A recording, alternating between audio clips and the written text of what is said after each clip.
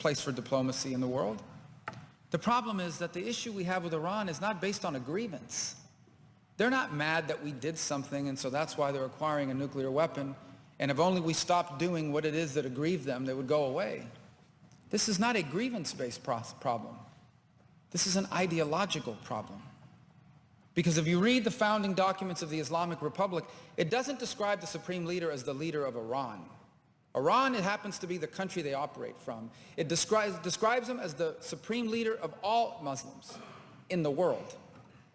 And that is why they believe that it is their goal, it is their mandate, it is their calling to export their revolution to every corner of the planet, but beginning in the Middle East. And a nuclear weapon capability would give them leverage in carrying out that goal that they have. And in their mind, nothing would be more glorious than the destruction of the Jewish state. So the president enters these negotiations, and it has been a process of constant appeasement. Moment after moment, we went from saying no enriching and reprocessing to you can enrich and reprocess at 5% to you can enrich up to 20% for research purposes. We went from saying no enrichment ever to saying in 10 or 15 years, all bets are off. And there's still items in the negotiation that are not clear. You know, the White House put out a fact sheet. They put out a piece of paper and they said, this is what we agreed to. And Iran put out a piece of paper just like it, except it sounded like a totally different deal.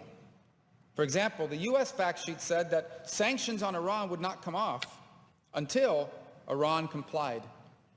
But Iran's fact sheet said, no, sanctions come off immediately. And now when you press the White House on it, they refuse to say that in fact it will be phased, not immediate. That's why I filed an amendment. And even though I think that the president's deal as outlined in the fact sheet was not good enough, I filed an amendment to at least hold them to that. And the amendment to this bill read very simply. It just said that whatever deal the president crafts has to reflect the fact sheet that he provided the Senate. But we couldn't get a vote on it. And the other amendment I filed is that any deal with Iran should be conditioned on Iran recognizing Israel's right to exist. And here's why that was so important. That was so important because this is not just about the nuclear program. The deal the president is trying to sign is about removing sanctions, meaning money is now going to flow back into the Iranian government's coffers. What are they going to do with this money? Are they going to build roads, hospitals? Are they going to donate to charity? No. Are they going to buy food and medicine for people that are hurting around the world, the hundreds of thousands that have been displaced by Assad, their puppet? No. They're going to use that money to sponsor terrorism. And the prime target of the terrorism they sponsor is the state of Israel.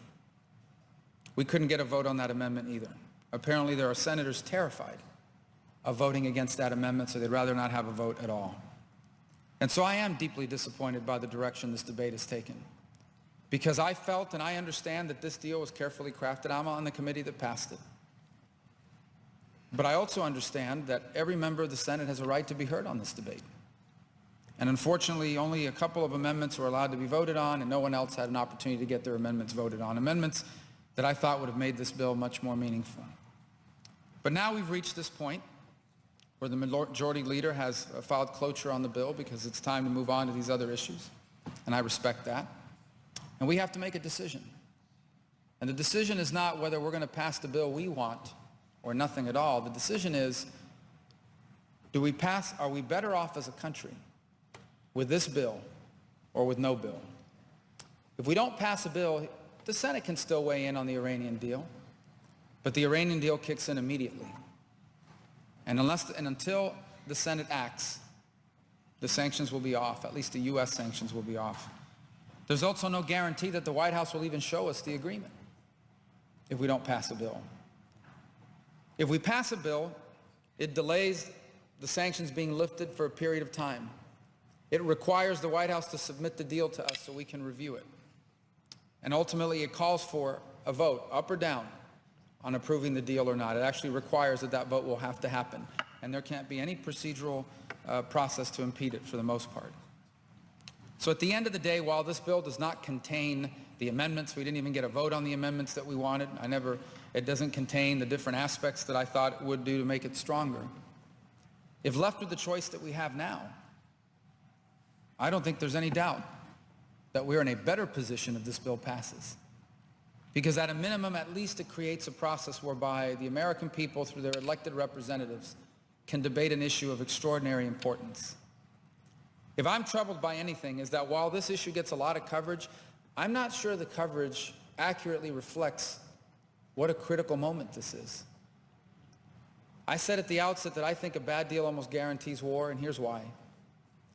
Because the state of Israel, such an important ally to the United States, they're not thousands of miles away from Iran.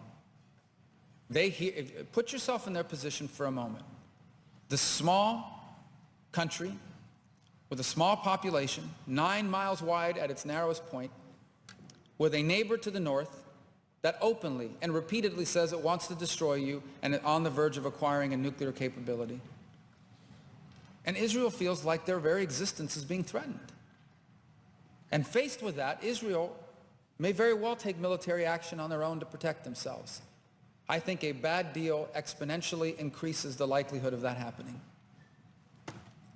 I also think you look at the other nations of the region, because Iran is a Shia country, a Shia Persian country, but its Sunni Arab neighbors aren't big fans of the Shia branch of Islam. So for example, Saudi Arabia, an incredibly wealthy country, they have already said whatever Iran gets, we're going to get. If Iran gets the right to enrich and reprocess, we will enrich and reprocess. If Iran builds a weapon, we will build a weapon. And so it creates the very real specter that we're going to have an arms race, a nuclear arms race in the Middle East. You're talking about a region of the world that has been unstable for 3,800 years. Senator's time has expired. I ask unanimous consent for 30 seconds that I may conclude. Is there objection? Without objection. You talk about a region of the world that could have a nuclear arms race, one of the most unstable regions on the planet. And so I hope we're going to get a good deal. I'm not hopeful that we will, but I think we're better off if we have this process in place. And so I hope this bill passes here today so that at least we'll have a chance to weigh in on an issue of critical importance. I yield the floor.